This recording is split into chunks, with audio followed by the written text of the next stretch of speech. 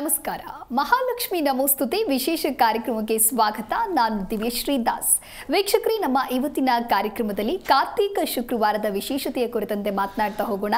ಕಾರ್ತಿಕ ಮಾಸದಲ್ಲಿ ಯಾವ ರೀತಿಯಾದಂಥ ಆಚರಣೆಯನ್ನ ಮಾಡಬೇಕು, ಈ ಕಾರ್ತಿಕ ಮಾಸ ಹಾಗೆ ಮಹಾಲಕ್ಷ್ಮಿ ಪೂಜೆಗೂ ಇರತಕ್ಕಂತಹ ಸಂಬಂಧ ಏನು, ಈ ಕುರಿತಂತೆ ಮಾತನಾಡ್ತಾ ಹೋಗ್ತೀವಿ. ಹಾಗಾಗಿ ಈ ಕುರಿತು ತಿಳಿಸಿಕೊಡಲು ನಾಡಿ ಜ್ಯೋತಿಷ್ಯ ಆಚಾರ್ಯರಾಗಿರುವಂತಹ ಡಾಕ್ಟರ್ ಅನಿಲ್ ಗುರೂಜಿ ಅವರು ಇವತ್ತು ನಮ್ಮ ಜೊತೆಗೆ ಕಾರ್ಯಕ್ರಮದಲ್ಲಿದ್ದಾರೆ. ಸೊ ಬನ್ನಿ ಅವರನ್ನ ಕಾರ್ಯಕ್ರಮಕ್ಕೆ ವೆಲ್ಕಮ್ ಮಾಡೋಣ. ನಮಸ್ಕಾರ ಗುರೂಜಿ, ಕಾರ್ಯಕ್ರಮಕ್ಕೆ ಸ್ವಾಗತ. ಆತ್ಮೀಯ ಜಿ ಕನ್ನಡ ನ್ಯೂಸ್ನ ಸಮಸ್ತ ವೀಕ್ಷಕರಿಗೆ ಶುಕ್ರವಾರದ ಈ ವಿಶೇಷವಾದ ಕಾರ್ಯಕ್ರಮಕ್ಕೆ ಆತ್ಮೀಯವಾದ ಸ್ವಾಗತ. ಗುರುಜಿ, ನಾನು ಹೇಳ್ತಾ ಇದ್ದೆ ಕಾರ್ತಿಕ ಶುಕ್ರವಾರದ ವಿಶೇಷತೆ ಏನು ಅನ್ನೋದ್ರ ಕುರಿತಂತೆ ಮಾತನಾಡೋಣ ಅಂತ ಹೇಳಿ. ಹಾಗಾಗಿ ಕಾರ್ತಿಕ ಶುಕ್ರವಾರದ ವಿಶೇಷತೆಯನ್ನು ತಿಳಿಸ್ತಾ ಹೋಗೋದಾದ್ರೆ ನೋಡಿಮ್ಮ, ನೀವು ಒಂದು ಒಳ್ಳೆಯ ಪ್ರಶ್ನೆಯನ್ನ ಕೇಳಿದ್ರೆ ಕಾರ್ತಿಕ ಶುಕ್ರವಾರ ಅಂತ. ಅದರಲ್ಲಿ ಎರಡು ಶಬ್ದಗಳಿದೆ, ಒಂದು ಕಾರ್ತಿಕ ಅಲ್ವಾ, ಇನ್ನೊಂದು ಶುಕ್ರವಾರ. ಒಂದು ಮಾಸಕ್ಕೆ ಸಂಬಂಧಪಟ್ಟಂತಹದ್ದು ಕಾರ್ತಿಕ ಮಾಸ ಅಂದರೆ ಒಂದು ತಿಂಗಳಿಗೆ ಸಂಬಂಧಪಟ್ಟಂತಹದ್ದು. ಎರಡನೆಯದು ಶುಕ್ರವಾರ, ಅದು ವಾರಕ್ಕೆ ಸಂಬಂಧಪಟ್ಟಂತಹದ್ದು. ಇದೆರಡರ ವಿಶೇಷತೆಯನ್ನು ನೋಡೋದೇ ಆದರೆ ಕಾರ್ತಿಕ ಮಾಸದಲ್ಲಿ ಈಶ್ವರನ ಆರಾಧನೆಗೆ ತುಂಬ ಚೆನ್ನಾಗಿರುವಂಥ ಸಮಯ ಇದು. ಅದರ ಜೊತೆಗೆ ಶುಕ್ರವಾರವೂ ಬಂದಿರೋದ್ರಿಂದ ಏನಿದೆ ವಿಶೇಷ ಕಾರ್ತಿಕ ಮಾಸದಲ್ಲಿ, ಶುಕ್ರವಾರ ಬಂದೇ ಬರುತ್ತೆ ಅಂತೀರ ಅಲ್ವಮ್ಮ. ಆದರೆ ಕಾರ್ತಿಕ ಮಾಸ ಈಶ್ವರನಿಗೆ ಪ್ರಿಯವಾದಂಥದ್ದು, ಶುಕ್ರವಾರ ಅಮ್ಮನವರಿಗೆ ಪ್ರಿಯವಾದಂಥದ್ದು. ಇದೆರಡರ ವಿಶೇಷತೆಗಳ ಮಧ್ಯೆ ಇವತ್ತು ಶುಕ್ಲ ಪಕ್ಷದ ನವಮಿ ಇರೋದ್ರಿಂದ ದೀಪಾರಾಧನೆಗೆ ಶ್ರೇಷ್ಠ ಅಂತ ಹೇಳ್ತಾರೆ. ಆಯಿತಾ, ನವಮಿಯ ದಿನ ಮಹಾಲಕ್ಷ್ಮಿಯನ್ನು ಆರಾಧನೆ ಮಾಡಿದರೆ ನವವಿಧದ ವೈಭವಗಳನ್ನು ಕೊಡ್ತಾರೆ ಅನ್ನುವಂಥದ್ದು. ವೈಭವ ಮಹಾಲಕ್ಷ್ಮಿ ಕತೆ ಓದೇ ಇರ್ತೀರಲ್ವ, ಅದರಲ್ಲಿ ಕೊಟ್ಟಿರ್ತಾರ್ರಿ. ಅದೇ ವಿಶೇಷ. ಏನು ವಿಶೇಷ ಇದೆ? ನವವಿಧದ ವೈಭವಗಳು ಬೇಕು. ಏನು? ಧರ್ಮಾರ್ಥ ಕಾಮ್ಯ ಮೋಕ್ಷಗಳು ವೈಭವನೇ. ಅದರ ಜೊತೆಗೆ ಸಿರಿ, ಸಂಪತ್ತು, ಸಂತಾನ, ಮದುವೆ, ಇದೆಲ್ಲವೂ ನಿಮ್ಮದು ಸಪ್ರೇಟ್ ಪ್ರಶ್ನೆಗಳಿರುತ್ತೆ ಅಲ್ವಾ. ಅದೆಲ್ಲವನ್ನು ಸೇರಿಸಿಯೇ ವೈಭವ ಲಕ್ಷ್ಮಿ ವ್ರತ ಅಂತ ಮಾಡ್ತೀರಿ. ಅಲ್ಲಿ ಏನು ಕೇಳ್ಕೋತೀರಿ? ನವವಿಧದ ವೈಭವಗಳನ್ನು ಕೊಟ್ಟು ಕಾಪಾಡುವಂಥ ಅಮ್ಮನವ್ರನ್ನ ಕೇಳ್ತೀರಾ ಅಲ್ವಾ. ಅದೇ ಥರದ ವಿಶೇಷವಾದಂತಹ ಕೈಂಕರ್ಯಗಳನ್ನು ಮಾಡುವುದಕ್ಕೋಸ್ಕರ ಅಂತಾನೆ ಇರುವಂಥದ್ದು ನವಮಿಯ ವಿಶೇಷ ಮಹಾಲಕ್ಷ್ಮಿ ಆರಾಧನೆ. ಅದರಲ್ಲೂ ಕಾರ್ತಿಕ ಮಾಸದ ವಿಶೇಷ ಶುಕ್ರವಾರನೇ ಸಿಕ್ಕಿರುವಂಥ ನವಮಿಯ ದಿನ ಯಥೇಚ್ಛವಾದಂಥ ಪ್ರತಿಫಲಗಳನ್ನು ಅಮ್ಮನವರ ಬಳಿ ಕೇಳ್ಕೋಬಹುದು. ನೋಡಿ, ಕಾರ್ತಿಕ ಮಾಸದಲ್ಲಿ ದೀಪ ಉತ್ಸವಗಳನ್ನು ಮಾಡುವಂಥದ್ದು, ದೀಪಗಳನ್ನು ಹಚ್ಚುವಂಥದ್ದು ಈಶ್ವರನ ದೇವಾಲಯಗಳಲ್ಲೇ ಶ್ರೇಷ್ಠ ಅಂತಾರೆ. ಯಾಕೆ ಗೊತ್ತಾ? ಇದರ ಹಿಂದೆ ಒಂದು ನಿಮಿಷ ಸಣ್ಣ ಕಥೆ ಹೇಳ್ತೀನಿ ಕೇಳಿ. ನೋಡಿ, ಈಶ್ವರ ಧ್ಯಾನ ಮಾಡುವ ಭಂಗಿಯನ್ನು ನೀವು ನೋಡಿರ್ತೀರ ಅಲ್ವಮ್ಮ. ಈಶ್ವರ ಅವನ ಹತ್ರ ಎಲ್ಲವೂ ಇದೆ. ಅವರು ಯಾರು ಧ್ಯಾನ ಮಾಡಬೇಕು? ಅವರು ಧ್ಯಾನಾಸಕ್ತರಾಗಿ ಬ್ರಹ್ಮದೇವರನ್ನು ಧ್ಯಾನ ಮಾಡ್ತಾ ಇರ್ತಾರೆ, ಸೃಷ್ಟಿ ಚೆನ್ನಾಗಾಗಲಿ ಅಂತ ಅಲ್ವಾ. ಅದೇ ರೀತಿ ಅಮ್ಮನವರು ಕೂಡ ಮಹಾಲಕ್ಷ್ಮಿಯನ್ನು ಧ್ಯಾನದ ಭಂಗಿಯಲ್ಲಿ ನೀವು ನೋಡ್ತಾ ಇರ್ತೀರಿ, ಹೌದಲ್ವಾ. ಮಹಾಲಕ್ಷ್ಮಿ ಧ್ಯಾನ ಯಾರನ್ನು ಮಾಡಬೇಕು? ನಾರಾಯಣ ದೇವರನ್ನು ಮಾಡ್ತಾ ಇರ್ತಾರೆ ಅಲ್ವಾ. ಅದರ ಜೊತೆ ಲಯಕರ್ತನಾದ ಈಶ್ವರನನ್ನು ಧ್ಯಾನ ಮಾಡ್ತಾರೆ. ಯಾಕೆ ಗೊತ್ತಾ? ಸೃಷ್ಟಿ ಸ್ಥಿತಿ ಎರಡೂ ಚೆನ್ನಾಗಿದೆ, ಲಯನೇ ಬೇಜಾರಾಗದಲ್ವೇ ನಮ್ಮ. ಸಂಹಾರ ಅನ್ನುವಂಥದ್ದು ಅರ್ಥ, ಲಯ ತುಂಬ ಚೆನ್ನಾಗಿರಲಿ ಅನ್ನುವಂಥದ್ದು. ಯಾಕೆ ಗೊತ್ತಾ? ಅಮ್ಮನವ್ರು ನೀವು ಏನು ಪ್ರಾರ್ಥನೆ ಮಾಡಿರ್ತೀರಿ? ದೀರ್ಘಾಯುಷ್ಯ, ದೀರ್ಘ ಸೌಮಂಗಲ್ಯ, ಇದನ್ನೆಲ್ಲ ಕೇಳಿರ್ತೀರಿ. ಲಯ ಮಧ್ಯದಲ್ಲಿ ಬರಬಾರ್ದು ಅನ್ನುವಂಥದ್ದು. ಅದಕ್ಕೆ ಅಷ್ಟಮಹಾಲಕ್ಷ್ಮಿ ಅನ್ನುವಂಥ ಅಷ್ಟೈಶ್ವರ್ಯ ಅಂದ್ರೇನು? ಬ್ಯಾಂಕು, ಬ್ಯಾಲೆನ್ಸು, ಕಾರು, ಅದೆಲ್ಲ ಒಂದು ಕಡೆಗಾಯಿತು. ಅದ್ರ ಜೊತೆಗೆ ಆರೋಗ್ಯ, ಅದ್ರ ಜೊತೆಗೆ ಆಯುಷ್ಯ, ಅದು ಇರಬೇಕಲ್ವಮ್ಮ. ಅದೇ ರೀತಿಯಾಗಿ ಅಷ್ಟಮಹಾಲಕ್ಷ್ಮಿಯನ್ನು ಪ್ರಾರ್ಥನೆ ಮಾಡುವಂಥದ್ದು. ಆ ಮಹಾಲಕ್ಷ್ಮಿನೇ ಧ್ಯಾನದ ಭಂಗಿಯಲ್ಲಿ ಕೂತಿರ್ತಾರೆ ಅಂದರೆ ಅವರೂ ಕೂಡ ಲಯಕರ್ತನಾದ ಈಶ್ವರನನ್ನು ಪ್ರಾರ್ಥನೆ ಮಾಡ್ತಾ ಇರ್ತಾರೆ. ಯಾಕಿದನ್ನು ಹೇಳ್ತಾ ಇದ್ದೀನಿ ಇವತ್ತಿನ ಸಂಚಿಕೆಯಲ್ಲಿ ಅಂದರೆ, ಲಯಕರ್ತನನ್ನು ಆರಾಧನೆ ಮಾಡುವಂತಹ ಮಾಸ ಕಾರ್ತಿಕ ಮಾಸ. ಅದರ ಜೊತೆಗೆ ಅಮ್ಮನವರನ್ನು ಆರಾಧನೆ ಮಾಡೋದಕ್ಕೆ ವಿಶೇಷವಾಗಿರುವಂಥ ಶುಕ್ರವಾರವೂ ಆಗಿರೋದ್ರಿಂದ ಕಾರ್ತಿಕ ಶುಕ್ರವಾರ ದೀಪ ಹಚ್ಚೋದಕ್ಕೆ ತುಂಬ ಶ್ರೇಷ್ಠ. ಅದರಲ್ಲೂ ಸಾಯಂಕಾಲದವರೆಗೂ ಇವತ್ತಿನ ನಕ್ಷತ್ರಗಳನ್ನು ನೋಡಿ, ಸಾಯಂಕಾಲದ ನಂತರದಲ್ಲಿ ಶತಭಿಷ ನಕ್ಷತ್ರ ಸಿಗುವುದರಿಂದ ಯಾರ ಮನೆಯಲ್ಲಿ ದೀಪದ ಆಚರಣೆ ನವಮಿಯ ದಿನ ಶುಕ್ರವಾರ ಸಿಗುವಂಥ ಸಮಯದಲ್ಲಿ ಸಂಜೆಯ ಕಾಲದಲ್ಲಿ ದೀಪವನ್ನು ಹಚ್ಚುವುದರಿಂದ, ಆ ದೀಪದಲ್ಲಿ ಅಮ್ಮನವರನ್ನು ಆರಾಧನೆ ಮಾಡುವುದರಿಂದ, ತುಳಸಿಯ ಮುಂದೆ ದೀಪಗಳನ್ನು ಹಚ್ಚಿ ಅದರಲ್ಲಿ ಮಹಾಲಕ್ಷ್ಮಿಯ ಆರಾಧನೆ ಮಾಡುವುದರಿಂದ ನಿಮ್ಮ ಮನೆಯಲ್ಲಿ ಕಾರ್ತೀಕ ಮಾಸದ ನವಮಿಯ ಶುಕ್ರವಾರದ ದೀಪಾರಾಧನೆಯಿಂದಾನೇ ರಾಹುವಿನ ತತ್ವ ಕಡಿಮೆಯಾಗಿ ಮಹಾಲಕ್ಷ್ಮಿ ಸ್ಥಿರವಾಗಿರುವಂಥದ್ದು ಈ ದಿನ ಆಚರಣೆ ಮಾಡುವಂತಹ ಕೈಂಕರ್ಯದಿಂದ ಸಿಗತ್ತೆ. ಇದಿಷ್ಟೆಲ್ಲ ಸಿಗೋವಾಗ ಇವತ್ತು ವಿಶೇಷ ಹೌದಾ ಅಲ್ವಮ್ಮ? ಖಂಡಿತವಾಗ್ಲೂ ಇವತ್ತಿನ ದಿನ ನೀವು ಮಾಡುವಂತಹ ಮಹಾಲಕ್ಷ್ಮಿಯ ಆರಾಧನೆ ನಿಮ್ಮ ಮನೋವಾಂಛಿತ ಫಲ ಅಂದ್ರೇನು, ಮನಸ್ಸಿನಲ್ಲಿ ದೇವರ ಹತ್ರ ಏನು ಕೇಳ್ಕೊಂಡಿರ್ತೀರಿ ಅಂತ. ಎಲ್ಲರೂ ಇದ್ದಾಗ ನೀವು ದೇವರ ಹತ್ರ ಏನು ಕೇಳ್ತೀರಿ? ಜೋರಾಗಿ ಕಾಪಾಡಪ್ಪ ಅಂತ ಕೇಳ್ಕೊತೀರಿ.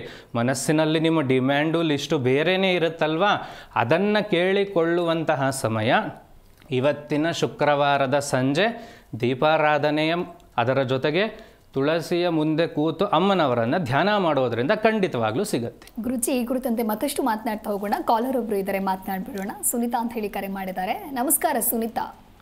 ನಮಸ್ತೆ ಮೇಡಮ್. ಎಲ್ಲಿಂದ ಕರೆ ಮಾಡ್ತಾ ಇದ್ದೀರಾ? ಬೆಂಗಳೂರಿಂದ ಮೇಡಮ್. ಓಕೆ, ಗುರುಗಳಿದ್ದಾರೆ, ಯಾರ ಬಗ್ಗೆ ಕೇಳಬೇಕಾಗಿತ್ತು? ನಕ್ಷತ್ರ ತಿಳಿಸಿ ಮಾತನಾಡಿ. ನಮಸ್ತೆ ಗುರುಜಿ.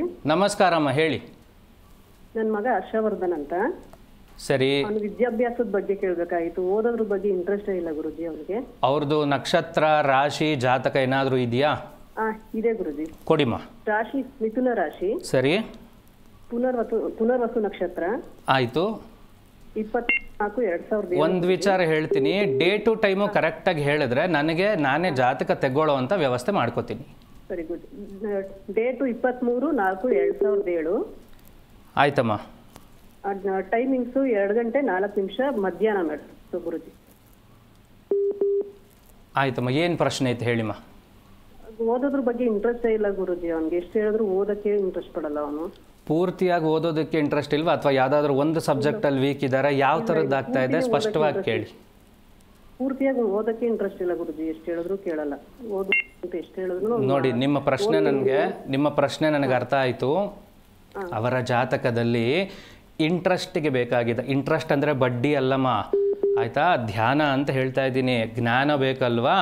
ಅದು ಅವರು ದಿಟ್ಟವಾಗಿ ಒಂದು ಕೆಲಸವನ್ನೇ ಮಾಡೋದಿಲ್ಲ ಅಂತ. ಓದೋದ್ರಲ್ಲಿ ಅಷ್ಟೇ ಅಲ್ಲಮ್ಮ, ಎಲ್ಲದರಲ್ಲೂ ಎಲ್ಲ ಕೆಲಸ ಮಾಡೋದ್ರಲ್ಲೂ ಅವರಿಗೆ ಸ್ವಲ್ಪ ಆಲಸ್ಯತನ ಕಾಡ್ತಾ ಇದೆ ಬಿಟ್ಟರೆ ಜಾತಕದಲ್ಲಿ ಕೆಟ್ಟದಾಗಿರುವಂಥ ಯಾವುದು ಸಂಯೋಗ ಇಲ್ಲ. ಅರ್ಥ ಆಗ್ತಾ ಇದೆಯಾ? ಆಯಿತಾ? ನೀವು ಒಂದು ಕೆಲಸ ಮಾಡಿ, ಯಾವಾಗಲೂ ಗುರುಗಳ ದರ್ಶನ ಅಥವಾ ಗುರುಗಳ ಆಶೀರ್ವಾದ ಈ ಜಾತಕಕ್ಕೆ ತುಂಬ ಅವಶ್ಯಕತೆ ಇದೆ ಅಮ್ಮ. ಆಯಿತಾ? ನೀವು ಯಾವ ದೇವರನ್ನು ಅಥವಾ ಯಾವ ಗುರುಗಳನ್ನು ಅತಿ ಹೆಚ್ಚಾಗಿ ನಂಬುತ್ತೀರೋ ಅವರ ದರ್ಶನ ಇವರಿಗೆ ತುಂಬ ಒಳ್ಳೆಯದಾಗತ್ತಮ್ಮ. ಇನ್ನೊಂದು, ಪ್ರತಿದಿನ ಬೆಳಗ್ಗೆ 5 ಗಂಟೆಯ ನಂತರದಲ್ಲಿ ಇವರಿಗೆ ವಿದ್ಯಾಭ್ಯಾಸವನ್ನು ಮಾಡೋದಕ್ಕೆ ಹೇಳಿಮ್ಮ, ಚೆನ್ನಾಗಿ ಆಗ್ಬರುತ್ತೆ. ಓಕೆ, ಧನ್ಯವಾದಗಳು ಸುನೀತಾ ಕರೆ ಮಾಡಿದ್ದಕ್ಕಾಗಿ. ಇದು ಪುಷ್ಪ ಅಂತ ಹೇಳಿ ಕರೆ ಮಾಡಿದ್ದಾರೆ. ಗುರುಜಿ, ಮಾತನಾಡ್ಬಿಡೋಣ. ನಮಸ್ಕಾರ ಪುಷ್ಪ.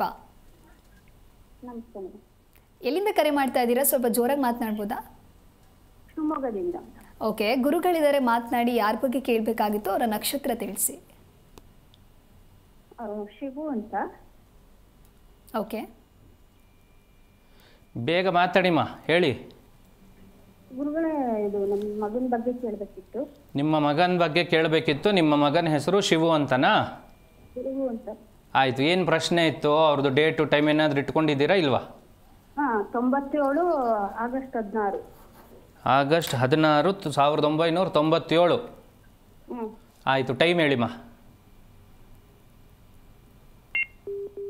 ಟಿವಿ ನೋಡ್ತಾ ಮಾತನಾಡ್ತಾ ಇದ್ರೆ ದಯಮಾಡಿ ವಾಲ್ಯೂಮ್ನ ಮ್ಯೂಟ್ ಮಾಡಿ. ಸ್ವಲ್ಪ ಬೇಗ ಹೇಳಿ. ಟೈಮ್ ತಿಳಿಸಿ. ಬೇಗ ಮಾತಾಡಬೇಕು. ಎಷ್ಟೊಂದು ಜನ ಕರೆಗೋಸ್ಕರ ಕಾಯ್ತಾ ಇರ್ತಾರೆ. ಆಶ್ರಮಕ್ಕೆ ಬಂದವ್ರು ಹೇಳ್ತಾ ಇರ್ತಾರೆ, ಕರೆ ಸಿಕ್ಕಿದ್ರು ನೀವು ಚಾನಲಲ್ಲಿ ಮಾತಾಡೋದೇ ಇಲ್ಲ ಅಂತ.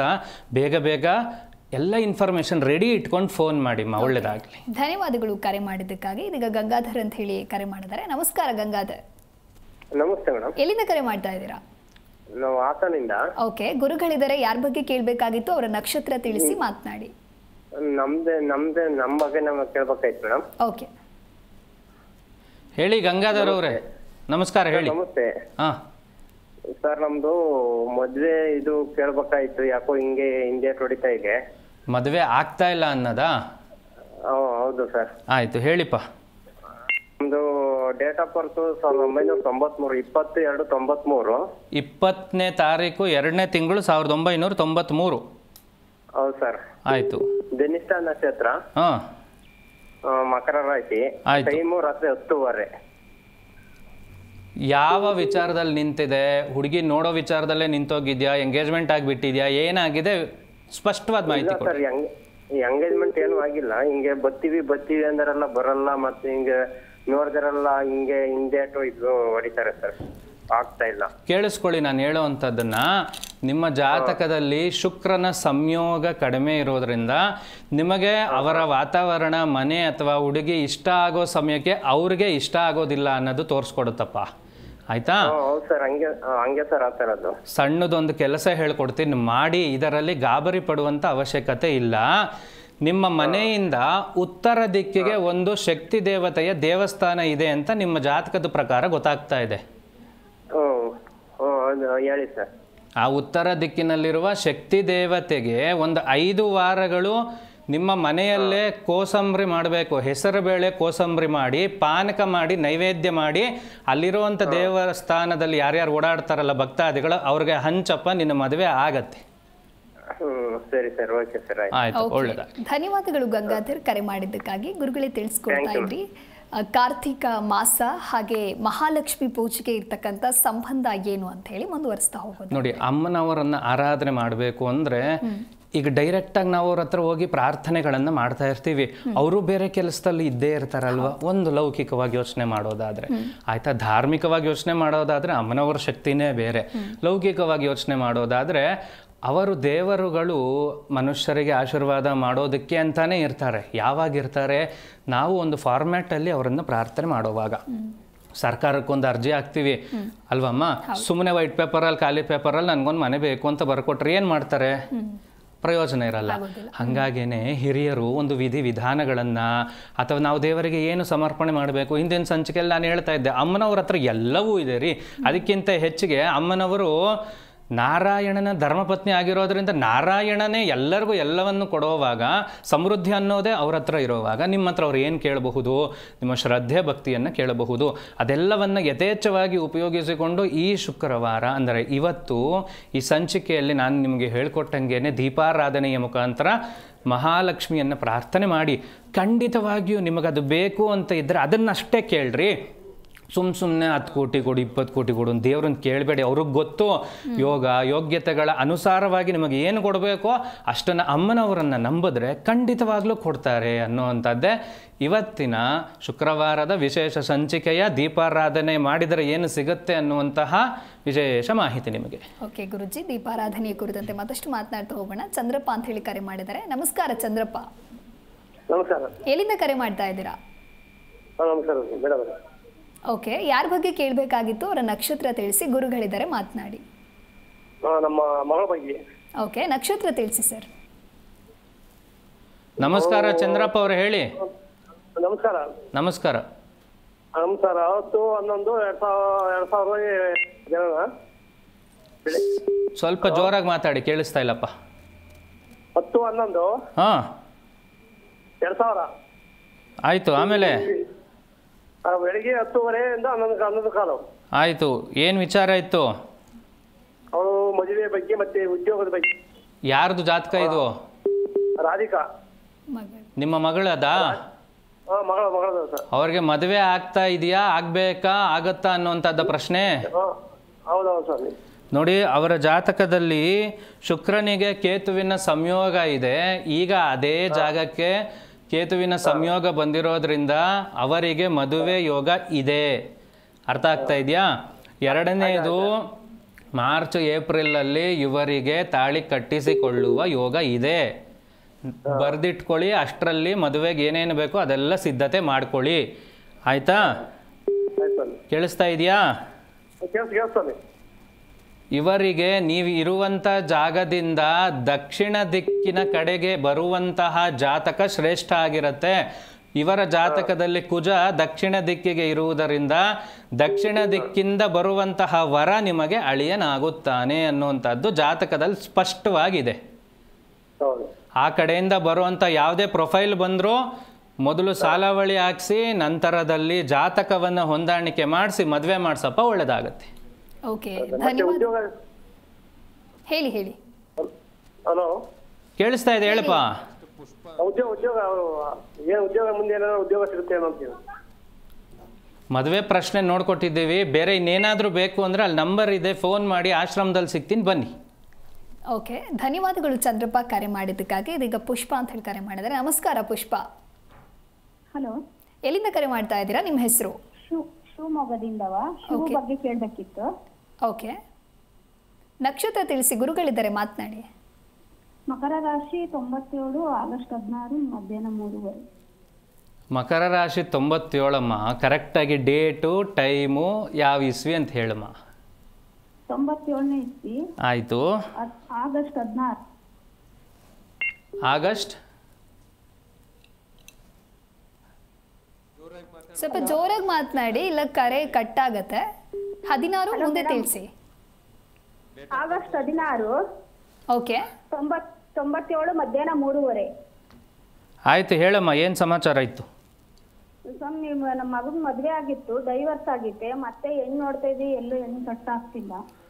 ಕೇಳಿಸ್ಕೊಳ್ಳಮ್ಮ, ದ್ವಿಕಳತ್ರ ಯೋಗದ ಜಾತಕ ಆಗಿರೋದ್ರಿಂದ ಮೊದಲನೇ ನಾವು ಹಿಂದಿನ ಸಂಚಿಕೆಯಲ್ಲಿ ಮಾತಾಡ್ತಾ ಇದ್ದಂಗೆ ಅರ್ಕ ವಿವಾಹಗಳಾಗಲಿ ಅಥವಾ ಕದಲಿ ವಿವಾಹಗಳಾಗಲಿ ಮಾಡಿ ಮದುವೆ ಮಾಡಬೇಕಿತ್ತು. ಈಗ ಕಾಲ ಮಿಂಚೋಗಿದೆ. ಇನ್ನೊಂದು ಸಣ್ಣ ಪರಿಹಾರ ಹೇಳ್ಕೊಡ್ತೀನಿ ಕೇಳಿ. ಯಾವುದಾದ್ರೂ ಅಮ್ಮನವರ ದೇವಸ್ಥಾನದಲ್ಲಿ ಕಬ್ಬಿನ ರಸದ ಅಭಿಷೇಕಗಳನ್ನು ಮಾಡಿಸಿ ನಂತರದಲ್ಲಿ ಮದುವೆಗೆ ಮುಂದುವರಿಸಿಮ್ಮ. ಓಕೆ, ಧನ್ಯವಾದಗಳು ಪುಷ್ಪ ಕರೆ ಮಾಡಿದ್ದಕ್ಕಾಗಿ. ಗುರುಜಿ ತಿಳಿಸ್ಕೊಡ್ತಾ ಇದ್ರಿ. ಇನ್ನು ಕಾರ್ತಿಕ ಮಾಸ ಯಾವ ಅನುಷ್ಠಾನಕ್ಕೆ ಶ್ರೇಷ್ಠ ಅಂತ ಹೇಳಿ ತಿಳಿಸ್ತಾ ಹೋಗೋದು. ನೋಡಿ, ಕಾರ್ತೀಕ ಮಾಸ ಒಂದು ಈಶ್ವರನ ಅಭಿಷೇಕ ಪ್ರಿಯ, ಆಯಿತಾ. ಹಾಗಾಗಿ ಹಿಂದಿನವರೆಲ್ಲ ಅದೇ ರೂಢಿಯನ್ನು ಮಾಡ್ಕೊಂಡು ಬಂದಿದ್ದಾರೆ. ಪ್ರತಿ ಸೋಮವಾರಗಳು ಉಪವಾಸ ಮಾಡುವಂಥದ್ದು ನಿಮಗೆ ಗೊತ್ತಿದೆಯೋ ಇಲ್ವೋ ಮಾಹಿತಿ?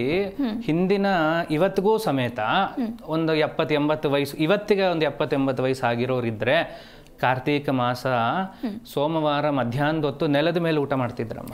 ಈಗಲೂ ಎಷ್ಟೋ ಕಡೆ ಸಂಪ್ರದಾಯ ಇದೆ, ಆಯಿತಾ. ಯಾಕೆ ಅಂದರೆ ಒಂದು ಭೂಮಿಯನ್ನು ಆರಾಧನೆ ಮಾಡೋದಕ್ಕೋಸ್ಕರ, ಎರಡನೆಯದು ಈಶ್ವರನನ್ನು ಆರಾಧನೆ ಮಾಡೋದಕ್ಕೋಸ್ಕರ, ಆಯಿತಾ. ಆ ಸಂಪ್ರದಾಯನೇ ಮುಂದುವರ್ಕೊಂಡು ಬಂದಿದೆ, ಈಗಲೂ ಮಾಡೋರಿದ್ದಾರೆ. ಅದರ ಜೊತೆಗೆ ಮಹಾಲಕ್ಷ್ಮಿಯನ್ನು ಆರಾಧನೆ ಮಾಡೋರಿದ್ದಾರೆ. ಯಾಕೆ ಗೊತ್ತಾ? ಈಗ ತುಂಬ ಚಳಿ ಕಾಲ ಇರುವಂಥದ್ದು, ಬೆಳೆ ಅದು ಇದೆಲ್ಲ ನಾಶ ಆಗಬಾರ್ದು ಅಂತ, ಆಯಿತಾ.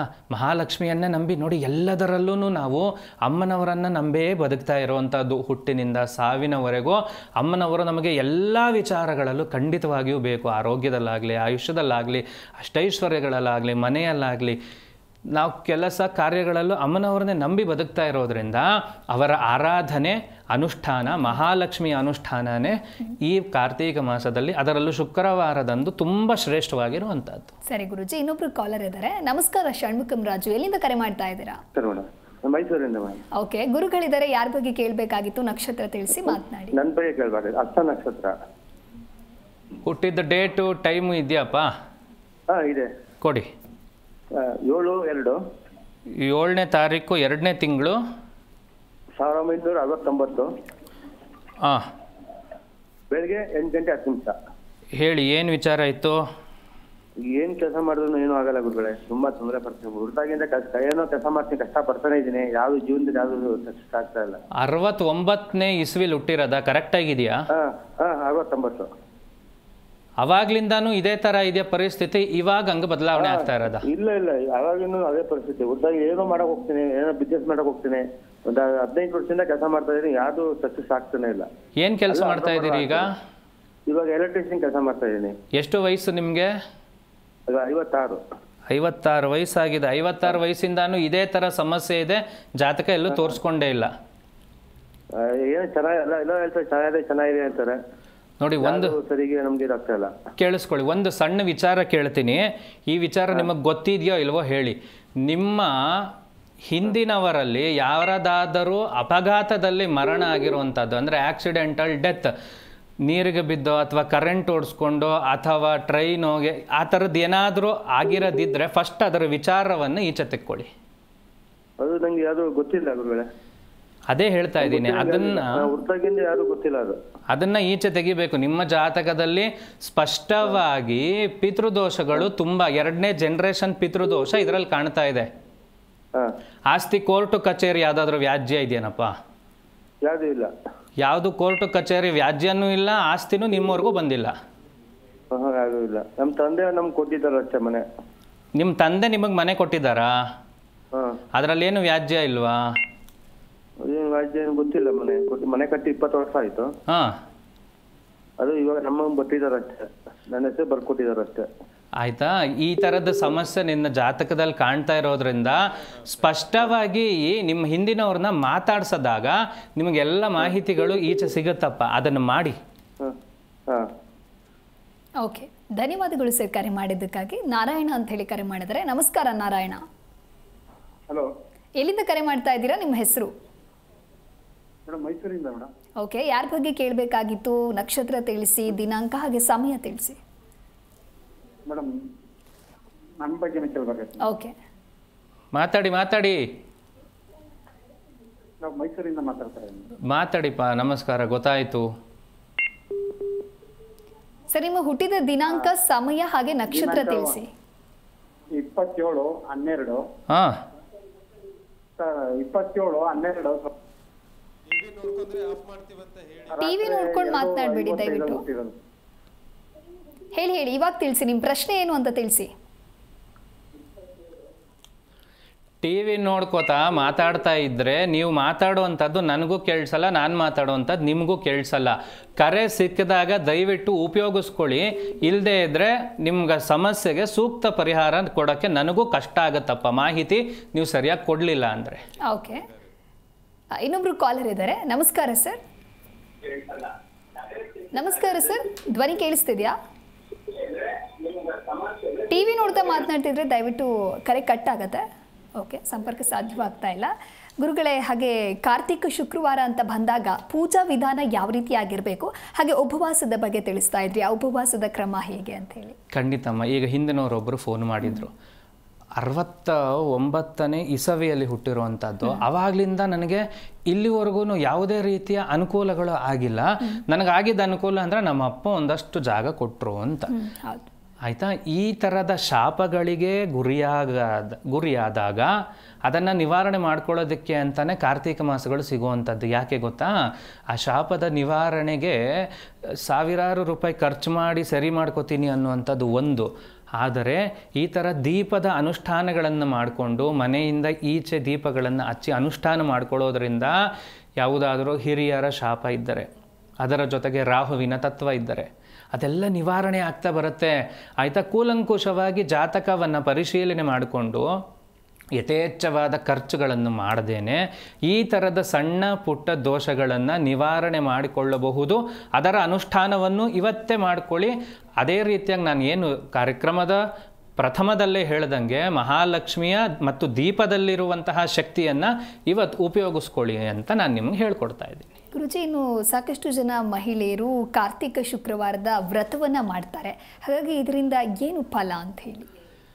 ಅಮ್ಮನವರನ್ನ ಆರಾಧನೆ ಮಾಡಿದ್ರೆ ಏನು ಫಲ, ನೀವು ಮನಸ್ಸಿನಲ್ಲಿ ಏನು ಕೇಳ್ಕೊತೀರೋ ಅದನ್ನು ಕೊಡ್ತಾರೆ. ಮೊದಲನೇ ಫಲ ಅದು. ಎರಡನೇದು ಆರಾಧನೆಯಿಂದ ಸಾತ್ವಿಕತೆ ಉಂಟಾಗುತ್ತಮ್ಮ. ನಿಮ್ಮ ಸಾತ್ವಿಕ ಭಾವ ಹೆಚ್ಚಾಗಿ ಒಂದು ಸಂಸಾರ, ಒಂದು ಕುಟುಂಬ ಚೆನ್ನಾಗಿ ಫ್ರೇಮ್ ಆಗ್ತಾ ಬರುತ್ತೆ. ಸಾತ್ವಿಕತೆ ಎಲ್ಲಿರುತ್ತೋ ಅಲ್ಲಿ ಮಹಾಲಕ್ಷ್ಮಿ ಇದ್ದೇ ಇರ್ತಾರೆ. ಮಹಾಲಕ್ಷ್ಮಿ ಎಲ್ಲಿರ್ತಾರೋ ಅಲ್ಲಿ ಸಮೃದ್ಧಿ ಅನ್ನುವಂಥದ್ದು ಖಂಡಿತವಾಗ್ಲೂ ಇದ್ದೇ ಇರುತ್ತೆ. ಕಾರ್ತಿಕ ಮಾಸದ ಶುಕ್ರವಾರದಂದು ಸಮೃದ್ಧಿಯನ್ನು ಉಂಟು ಮಾಡುವಂತಾನೆ ಮಹಾಲಕ್ಷ್ಮಿಯನ್ನು ಪ್ರಾರ್ಥನೆ ಮಾಡುವಂಥದ್ದು. ನೀವೆಲ್ಲ ಹೆಣ್ಮಕ್ಳು ಮನೆಯಲ್ಲಿ ಅಡುಗೆ ಮನೆಯಲ್ಲಿ ಒಂದು ಡಬ್ಬಿಲಿ ದುಡ್ಡು ಹಾಕಿಟ್ಟಿರ್ತೀರಿ, ಹೌದಲ್ವಮ್ಮ? ಆ ದುಡ್ಡು ಸಮೃದ್ಧಿ ಆಗಬೇಕು ಅನ್ನುವಂಥದ್ದಿದ್ರೆ ನೀವು ಮಹಾಲಕ್ಷ್ಮಿ ಆರಾಧನೆ ಶುಕ್ರವಾರದೊತ್ತು ಮಾಡಲೇಬೇಕು. ಮಾಡಿ, ಒಳ್ಳೆಯದಾಗತ್ತೆ. ಗುರುಜಿ, ಹಾಗೆ ದೀಪಾವಳಿಯ ವಿಶೇಷ ಅಂತ ಹೇಳಿದ್ರೆ ತುಳಸಿ ದೀಪ ಅಂತ ಹೇಳಿ ಕರೀತಾರೆ. ಹಾಗಾಗಿ ಈ ಕಾರ್ತಿಕ ಮಾಸದಲ್ಲಿ ಬಹಳ ವಿಶೇಷವಾಗಿ ತುಳಸಿ ಪೂಜೆಯನ್ನು ಕೆಲವರು ಆಚರಣೆ ಮಾಡುವಂಥ ಒಂದು ಪದ್ಧತಿ ಇದೆ. ಹಾಗಾಗಿ ಯಾವ ಕಾರಣದಿಂದ ತುಳಸಿ ಪೂಜೆಯನ್ನು ಈ ಮಾಸದಲ್ಲಿ ಮಾಡಲಾಗತ್ತೆ ಗುರುಜಿ? ಈ ಕಾರ್ಯಕ್ರಮದಲ್ಲಿ ವಿಶೇಷವಾಗಿ ದೀಪಗಳ ಬಗ್ಗೆ ಮಾಹಿತಿ ಕೊಡ್ತಾ ಇದ್ವಿ. ನಾನು ಮುಂಚೆ ಹೇಳಿದೆ ತುಳಸಿ ಕಟ್ಟೆಯ ಮುಂದೆ ದೀಪವನ್ನು ಹಚ್ಚುವಂಥದ್ದು ಅಂತ. ಮಹಾಲಕ್ಷ್ಮಿ ನಿಮ್ಮ ಮನೆಯಲ್ಲಿ ಕಳಶದಲ್ಲಿ ಎಷ್ಟು ರೀತಿಯಾಗಿ ಕೂತ್ಕೊಂಡಿರ್ತಾರೋ ಅದೇ ರೀತಿಯಾಗಿ ತುಳಸಿಯಲ್ಲಿ ಇರುವಂಥದ್ದೇ ಮಹಾಲಕ್ಷ್ಮಿಯ ವಿಶೇಷವಾದ ಸಂಕೇತ. ನೀವೊಂದು ಪ್ರಶ್ನೆ ಕೇಳಿದ್ರಿ, ದೀಪಗಳನ್ನು ಹಚ್ಚಿ ಮತ್ತೆ ತುಳಸಿಯನ್ನು ವಿವಾಹ ಮಾಡುವಂಥದ್ದೆಲ್ಲ ಒಂದು ಪದ್ಧತಿ ಬಂದಿದೆ ಆಯಿತಾ. ನೆಲ್ಲಿಕಾಯಿ ಗಿಡ ಇಟ್ಟು ದೀಪಗಳನ್ನು ಹಚ್ಚುವಂಥದ್ದು, ಅದೆರಡಕ್ಕೂ ಮದುವೆ ಮಾಡುವಂಥದ್ದು. ನಾರಾಯಣನ ಸ್ವರೂಪ, ತುಳಸಿ ಅಮ್ಮನವರ ಸ್ವರೂಪ, ಇದೆರಡಕ್ಕೂ ವಿವಾಹಗಳನ್ನು ಮಾಡಿ ಸಂತೋಷ ಪಡುವಂಥದ್ದು ತುಳಸಿ ವಿವಾಹ ಅಂತಾನೂ ಕರೆಯುವಂಥದ್ದು. ಅದರ ಮುಂದೆನೂ ದೀಪಾರಾಧನೆ ಮಾಡುವಂಥದ್ದು. ಕಾರ್ತೀಕ ಮಾಸ ದೀಪಾರಾಧನೆಗೆ ಶ್ರೇಷ್ಠ. ಮಹಾಲಕ್ಷ್ಮಿ ಎಲ್ಲಿ ಸಮೃದ್ಧಿಯಾಗಿರ್ತಾರೆ ಅಂದರೆ ತುಳಸಿ ಗಿಡದಲ್ಲಿ ಇರ್ತಾರೆ. ಅದಕ್ಕಿಂತ ಸ್ವಲ್ಪ ಮುಂದೆ ಬಂದರೆ ಹೊಸಲು, ನಿಮ್ಮ ಹಿರಿಯರು ಹೇಳ್ತಾ ಇರಲಿಲ್ವೇನ್ರಿ, ಹೊಸಲು ಮುಂದೆ ತುಳಸಿ ಗಿಡ ಇಡು, ಹೊಸಲು ಪಕ್ಕದಲ್ಲಿ ತುಳಸಿ ಗಿಡ ಇಡು, ಹೊಸಲನ್ನು ತೊಳೆದು ರಂಗೋಲಿ ಹಾಕಿಡು, ಅದನ್ನು ತುಳಿದೇನೆ ಓಡಾಡು. ಇದೆಲ್ಲ ಸುಮ್ಮನೆ ಯಾರ ಟೈಮ್ ಪಾಸ್ಗೆ ಹೇಳಿರೋವಂಥದ್ದಲ್ಲ. ಅದರಲ್ಲಿ ಅವರು ಸಾನ್ನಿಧ್ಯವನ್ನು ಕಂಡಿರ್ತಾರೆ, ಮಹಾಲಕ್ಷ್ಮಿಯ ಸಾನ್ನಿಧ್ಯವನ್ನು ಕಂಡಿರೋದ್ರಿಂದಾನೇ ಈ ಎಲ್ಲ ಆಚರಣೆಗಳು ಬಂದಿರುವಂಥದ್ದು. ವಿಶೇಷ ಸಂಚಿಕೆಯೊಂದನ್ನು ಮಾಡಿ ತುಳಸಿ ವಿವಾಹದ ಬಗ್ಗೆ ಮಾತನಾಡೋಣ. ಈಗ ಪ್ರಶ್ನೆ ನಿಮ್ದೇನಿತ್ತು, ತುಳಸಿ ವಿವಾಹ ಯಾಕೆ ಮಾಡ್ತಾರೆ ಅಂತ. ಅಮ್ಮನವರಿಗೆ ತುಳಸಿ ಪೂಜೆ ಕುರಿತಂತೆ ಮತ್ತಷ್ಟು ಮಾತನಾಡೋಣ. ಕಾಲರ್ ಒಬ್ರು ಇದ್ದಾರೆ, ಪಲ್ಲವಿ ಅಂತ ಹೇಳಿ. ನಮಸ್ಕಾರ ಪಲ್ಲವಿ. ನಮಸ್ಕಾರ ಮ್ಯಾಮ್. ಎಲ್ಲಿಂದ ಕರೆ ಮಾಡ್ತಾ ಇದ್ದೀರಾ? ಕೋಲಾರಿಂದ. ಓಕೆ, ಯಾರ ಬಗ್ಗೆ ಕೇಳಬೇಕಾಗಿತ್ತು ತಿಳಿಸಿ, ಗುರುಗಳಿದ್ದಾರೆ ಮಾತನಾಡಿ. ಓಕೆ, ಹೇಳಿ. ಮಾತಾಡಿಮ್ಮ. ನಮಸ್ತೆ ಗುರುಜಿ. ನಮಸ್ಕಾರಮ್ಮ. ಗುರುಜಿ, ನನ್ನ ಮದುವೆ ಬಗ್ಗೆ ಕೇಳಬೇಕಿತ್ತು. ತುಂಬಾ ವರ್ಷಗಳಿಂದ ಟ್ರೈ ಮಾಡ್ತಿದ್ದಾರೆ, ಬಟ್ ಯಾವ್ದು ಸೆಟ್ ಆಗ್ತಿಲ್ಲ. ಡೇಟು ಟೈಮು ಯಾವ ವರ್ಷ ಬೇಗ ಹೇಳಿಮ್ಮ, ನೋಡ್ಕೊಡ್ತೇನೆ. 21/1/1995 ರಾತ್ರಿ 8:15ಕ್ಕೆ. 21ನೇ ತಾರೀಕು 1ನೇ ತಿಂಗಳು 1995. ಟೈಮ್ ಎಷ್ಟು? ರಾತ್ರಿ 8:15. ರಾತ್ರಿ 8 ಗಂಟೆ 15 ನಿಮಿಷ. ನಿಮಗೆ ಉತ್ತರ ಫಲ್ಗುಣಿ ನಕ್ಷತ್ರ, ಕನ್ಯಾ ರಾಶಿ, ಸಿಂಹ ಲಗ್ನ, ಹೌದಾ? ಹೌದು ಗುರುಜಿ. ಗೊತ್ತಿದೆ ಅಲ್ವಾ ಇದು? ಗೊತ್ತಿದೆ ಗುರುಜಿ.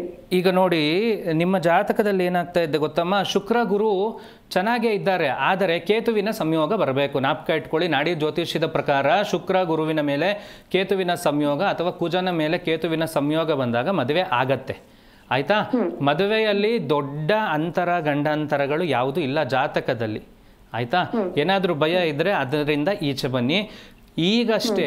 ಈಗಷ್ಟೇ ಗುರು ಮಿಥುನದಿಂದ ಕಟಕಕ್ಕೆ ಬಂದಿದ್ದಾರೆ, ಅರ್ಥ ಆಯ್ತಾ. ಈಗ ನಿಮ್ಮ ಜಾತಕಕ್ಕೆ ಗುರುಬಲ ಬಂದಿದೆ. ನವೆಂಬರ್ ನಂತರದಲ್ಲಿ ನೀವು ಮದುವೆಗೆ ಪ್ರಯತ್ನ ಪಡಬಹುದು. ಮಾರ್ಚ್ ಏಪ್ರಿಲಲ್ಲಿ ನಿಮ್ಮ ಮದುವೆ ಖಂಡಿತವಾಗ್ಲೂ ಫಿಕ್ಸ್ ಆಗತ್ತೆ. ಈ ಡೇಟ್ ಜ್ಞಾಪಕ ಇಟ್ಕೊಂಡಿರಿ ಆಯ್ತಾ. ಧನ್ಯವಾದಗಳು, ಥ್ಯಾಂಕ್ ಯು ಕರೆ ಮಾಡಿದ್ದಕ್ಕಾಗಿ. ಗುರುಗಳೇ, ನಮ್ಮ ಇವತ್ತಿನ ಕಾರ್ಯಕ್ರಮಕ್ಕೆ ಆಗಮಿಸಿ ಸಾಕಷ್ಟು ಶುಕ್ರವಾರದ ಕುರಿತಂತೆ, ಕಾರ್ತಿಕ ಮಾಸದ ಕುರಿತಂತೆ ತಿಳಿಸ್ಕೊಟ್ಟಿದ್ದೀರಾ. ಧನ್ಯವಾದಗಳು ಗುರುಜಿ, ಕಾರ್ಯಕ್ರಮಕ್ಕೆ ಆಗಮಿಸೋದಕ್ಕಾಗಿ. ಎಲ್ಲರಿಗೂ ಒಳ್ಳೆಯದಾಗಲಿಮ್ಮ. ಹಬ್ಬ ಹರಿದಿನಗಳನ್ನು ಯಥೇಚ್ಛವಾಗಿ ಆಚರಣೆ ಮಾಡ್ತಾ ಬನ್ನಿ. ಮಹಾಲಕ್ಷ್ಮಿ ಎಲ್ಲರಿಗೂ ಅನುಗ್ರಹ ಮಾಡಲಿ. ನೋಡಿದಿರುವ ವೀಕ್ಷಕರೇ, ನಮ್ಮ ಇವತ್ತಿನ ಕಾರ್ಯಕ್ರಮದಲ್ಲಿ ಕಾರ್ತಿಕ ಮಾಸ, ತುಳಸಿ ಪೂಜೆ ಹಾಗೆ ಮಹಾಲಕ್ಷ್ಮಿಯ ಪೂಜೆಯ ಕುರಿತಂತೆ ಗುರುಗಳು ಬಹಳ ಅರ್ಥಪೂರ್ಣವಾಗಿ ತಿಳಿಸಿಕೊಟ್ಟಿದ್ದಾರೆ. ಇದಾಗಿತ್ತು ಈ ಹೊತ್ತಿನ ವಿಶೇಷ. ನೋಡ್ತಾ ಇರಿ ಜಿ ಕನ್ನಡ ನ್ಯೂಸ್, ಸತ್ಯವೇ ಸುದ್ದಿಯ ಜೀವಾಳ. ಹೆಚ್ಚಿನ ಮಾಹಿತಿಗಾಗಿ ಸಂಪರ್ಕಿಸಿ ಡಾಕ್ಟರ್ ಅನಿಲ್ ಗುರೂಜಿ, ಆನಂದ ಸೇವಾ ಸದನ ಟ್ರಸ್ಟ್, ವೃದ್ಧಾಶ್ರಮ ಮತ್ತು ಪುನರ್ವಸತಿ ಕೇಂದ್ರ, ಜವರೇಗೌಡ ನಗರ, ರಾಜರಾಜೇಶ್ವರಿ ನಗರ, ಬೆಂಗಳೂರು 560098. ದೂರವಾಣಿ ಸಂಖ್ಯೆ 9663590911.